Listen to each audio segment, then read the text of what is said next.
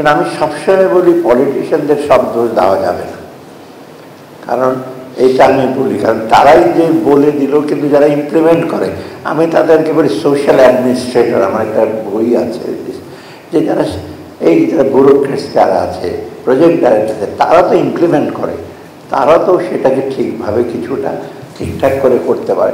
আর নীতি নির্ধারণী বলে দিলেন সব করো, সব তারাকে খুব আত্মবাক্য হিসাব করবেন, অতএব একটু এঙ্গেজ করতে হয়, সেটাই ছিল আমার একমাত্র। আর ধরেন সাইফুর রহমান সাহেব আপনারা জানেন, দেখা হলেই তো বলতো এটা কী করতে, আমাকে দেখে বলে এই গভর্নর তুমি কী করতেছো, এখন তো চলেন আপনার রুমে, রুমে এসে ঘর ঘর বললে বোঝান, তারপরে আবার ঠিক আচ্ছা ঠিক আছে। অতএব যদি আপনি কনফ্রন্ট না করেন, কনফ্রন্ট মানে কি ওনাকে বোঝাবেন যে ব্যাংক দেওয়ার ব্যাপারে আমাকে গভর্নর কটা ব্যাংক কিন্তু দিতে হবে, আমাদের সবাই তো ফেরস্তা ছিল না তো, তাই না? অনেক অ্যাডভাইজার বলে আমি কার্ড নির্দেশে বলছি কটা ব্যাংক দেবেন, চিঠি পাঠাচ্ছি, আচ্ছা দেখা যায়। তা আমি একটু যে অ্যাডমিনিস্ট্রেটিভ আইডিয়া আছে তো মোটামুটি, আমি হাবিবুল্লাহ বাহার বোধে ছিল না, চিফ ইকোনমিক্স বাহার না, বাহার আমার ছাড়া, বাহারকে বলে তুমি এক কাজ করো, বাংলাদেশের ব্যাংকের প্রয়োজন আছে, এখানে একটা স্টাডি করো। তখন বাহারকে বললাম তুমি তো 3 মাসের আগে আমার ধারে কাছে আসবে না। ওই কেন? 3 মাস তুমি শুধু ডেটা কালেক্ট করবা, তারপর অ্যানালাইসিস করবা, তারপরে করবা 3 মাসটা ফাইন্যান্সিয়াল ইনকামে ঠিকই রাখতে পারবো, তারপরে আবার 3 মাস বোধহয় বোর্ডে এসে করেছি, করে 6-7 মাস পর কি তুমি ব্যাংকে দেবে না, তো একটা নাম নিয়ে আসে 4-5টা, আমিও 4-5টা নাম নিয়েছি।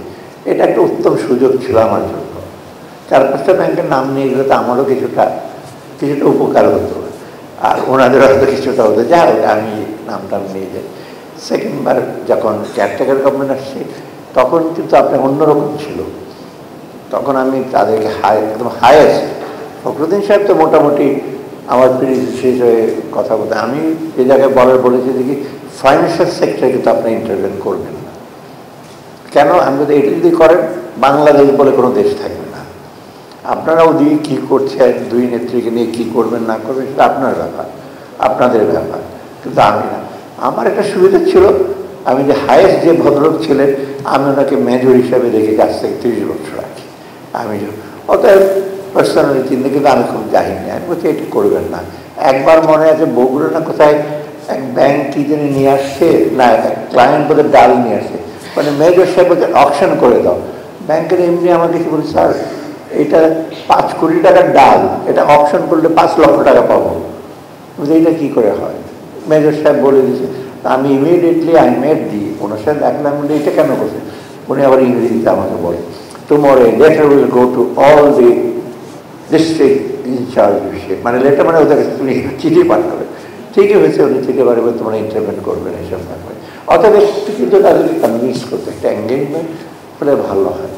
আর কে দুর্বলতা আছে মাহবুল্লাহ ভাই বলে, আমি ওনাকে বলে যে নামগুলি তো ঠিক আছে, মোস্তফা জাহান হায়দার, তারপর রাশেদ খান মেনন, তারপর আমাদের মান্নান ভুঁই, তারা আমাদের নেতা ছিলেন, তাই না? আমরা তাদের সাথে এসে গেছি। অর্থাৎ হ্যাঁ, এই কিছুটা তথ্যগত ভুল থাকতে হবে, সেগুলো হয়তো কারেক্ট করা যাবে। আর সার্বিকভাবে মাহবুবুল্লাহ ভাই তো ছিল, আমরা তো কত ঝড়ঝাপটার ভিতরে গেছি, তখন এগুলো তো আমরা টের পাবেন না, আমাকে একবার ধরে নিয়েই চলে গেল এত মন থেকে। দুপুরবেলা ওই 5 পাত্তু আমি ইলেকশন করবো, সই করেন এখানে, না হলে বেরোতে দেবো না। যাই হোক এরকম হয়েছে, পালিয়ে গেলাম আমরা। 5 পাত্তু মারা যাওয়ার পর আমি সেটা চলে গেলাম, আলমগীরতে চলে গেলো করাচিতে, মানে আবার হিসেবে ফিরে আসলো। আচ্ছা এইগুলি কিন্তু আমরা খুব হার্ড ইসে করেছি, বাট কম্প্রোমাইজ করতে করিনি আর কি। এটা জিনিস একটা আমাদের ইসে ছিল। আর যে কোনো ইসেতেই ছিল মানুষের সাথে একটু কথা বলা। আমাদের একটা রুল ছিল, আমি তো ঢাকা ইসলামিক কমিশনের 30 বছর থেকে নাইট হল করবো। নাইট হল করা মানে কি, রাত্রেবেলা যদি আমরা থাকি, এসডিও যদি রাত্রেবেলা গিয়ে সকালবেলা গিয়ে রাত্রেবেলা চলে আসে, নাইট হল মানে রাত্রেবেলা থেকে ধরুন গ্রামের লোক কিন্তু বেশিরভাগ রাত্রেবেলায় আসে কমপ্লেন করতে, ইসে করতে, সেটা আমাদের ইসে ছিল। অর্থাৎ এইগুলি কিন্তু প্র্যাকটিস। আর সবচেয়ে বড় একজন মধ্যে ইসে করেছে আমাকে যে ওই বাঁধের ব্যাপার। আমি মঠবাড়িয়া একটা জায়গা আপনি জানেন না, রিমোট, রাস্তাঘাট ছিল না, এবং মহিউদ্দিন সাহেব ছিলেন এমপি, উনি ন্যাপের ছিলেন, আপনি জানেন মহোদয়, অত্যন্ত চিন্তা। উনি আমাকে রেডিও সাহেব আমাকে কিন্তু গম দেবেন না, আমি রাস্তা বানাবো না। আমি আপনার কিন্তু রাস্তা তো নাই, ওই রাস্তা দিলে আমার মঠবাড়িয়া দিয়ে ন্যাচারাল যে ওয়াটারওয়েজগুলো আছে সব বন্ধ হয়ে যাবে। তা আলটিমেটলি কিন্তু বন্ধ হয়েই গেছে। আমি চলে আসার পরে উনি বলে আমাকে এই যে কেয়ারের রমটম দিলে সব বন্ধ হয়ে যাবে, এটা নিতে পারবো না। অথচ অন্য এমপিরা এসে করে কি জানি তদবির করে। আমার একটা শুরুতে 4 জন এমপি ছিল, মহিউদ্দিন সাহেব, মৌলানা আব্দুর রহিম একজন ছিলেন ইসলামিক ডেভেলপমেন্ট লিগের প্রেসিডেন্ট, অত্যন্ত বিজ্ঞ ব্যক্তি, ফজল হক শেরবাংলা ফজল হক, সুদান সরকার হালদার, 4 জন সুদান সরকার এই দেশে সব জমি জমা হিন্দুদের দখল করে নিয়ে যাচ্ছে, আপনি ধরেন এদেরকে, এই যে ওয়েস্টার্ন প্রপার্টি টপার্টির নামে। আর ফজল হকের সেটা একদম ভদ্র। আমি ওনাকে নিয়ে যখন যেতাম সবাই দেখতাম তো শেরে বাংলার ছেলেকে, এই যুগে সালাউদ্দিন করে চিনত না। শেরে বাংলার ছেলে কোথায় যারা বয়স্ক, কারণ শেরে বাংলা চেনে, ফজল হক অত্যন্ত ভদ্র চেনার ইসলামিক ডেভেলপমেন্ট লিগে রহিম অত্যন্ত বিজ্ঞ এবং কমিটিটা ইন্টারফেয়ার করতেন না।